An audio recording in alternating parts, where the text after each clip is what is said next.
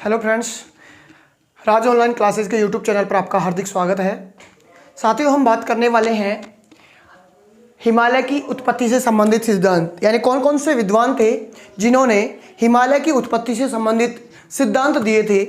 तो सबसे पहला नाम आता है यहाँ पर कोबर का भूसन्नति सिद्धांत, प्लेट विवर्तनिक सिद्धांत, हैरी हेस और मॉर्गन ली थीनास।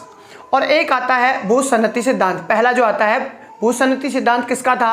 कोबर का। हमसे प्रतियोगी परीक्षाओं में यह भी पूछा जाता है कि भूसन्नति का जो सिद्धांत है हिमालय की उत्पत्ति से संबंधित, वो किसका था? तो कोबर का है। क्या सिद्धांत दिया है इन्होंने? सबसे पहले अगर हम बात करें तो हमारी जो पृथ्वी थी, सबसे पहले हमारी पृथ्वी एक आकाशीय पिंड का एक टुकड़ा अलग होता है और उस टुकड़े का हमने नाम दे दिया पृथ्वीकरण। पृथ्वी का जैसे ही नाम दिया गया और उसके बाद में पृथ्वी गर्म रही थी सबसे पहले, उसके बाद में बहुत वर्षों बाद में ठंडी होने लगी थी धीरे धीरे, और ठंडा होने पर इसके अवस्थाओं में हुआ था परिवर्तन। और अवस्थाओं में परिवर्तन के दौरान पृथ्वी दो भागों में बट गई थी। एक भाग था कठोर भाग और एक भाग था तरल भाग। यानी पृथ्वी जो हमारी है इस प्रकार से दो भागों में बट जाती है। ये कठोर भाग था और इसको कहा गया था पेंजिया कहा गया था। क्या कहा गया? पेंजिया। और एक जो तरल भाग होता है और तरल भाग को नाम दिया गया पैंथालासा।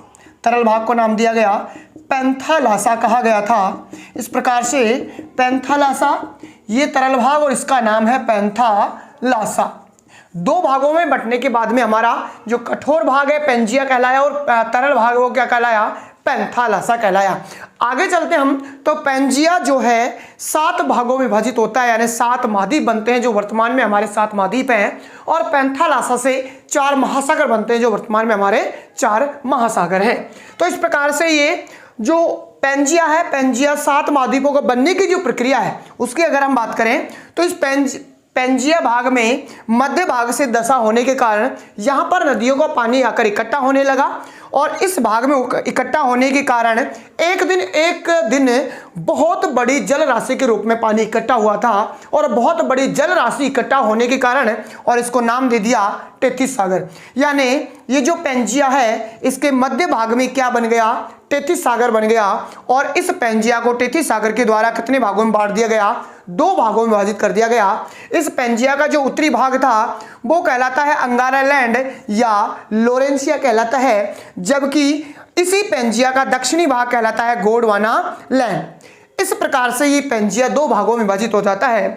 लेकिन अगर आगे चलते हैं तो ये हिमालय की जो उत्पत्ति से संबंधित तथ्य आते हैं, भूसन्नति का जो सिद्धांत, इसमें स्पष्ट रूप से ये कहा गया है कि जो प्लेट है आपस में, ये अंगारा लैंड और गोंडवाना लैंड, इन दोनों प्लेटों के खिसकने से यानी संपीड़न होने से और हिमालय का क्या हुआ है?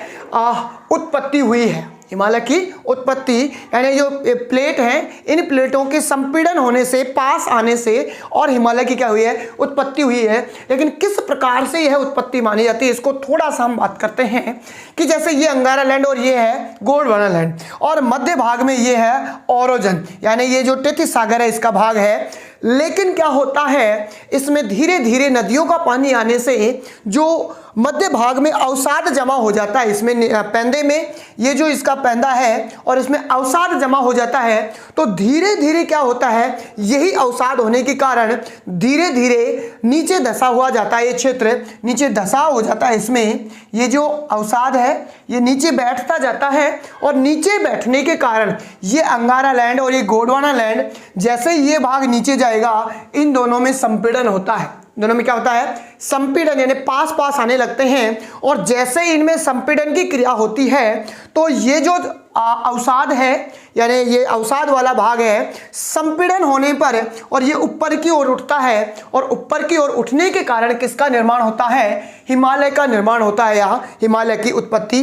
तो इस प्रकार से इन दोनों प्लेटों के संपीड़न होने से ये अवसाद रूप में जो ऊपर आता है और इसी से क्या निर्माण जो है निर्मित होता है? हिमालय की उत्पत्ति होती है। इस प्रकार से एक ये सिद्धांत जो था प्लेट विवर्तनी की जो सिद्धांत है ये भी मोस्ट रूप से हिमालय के उत्पत्ति के संबंध में माना जाता है।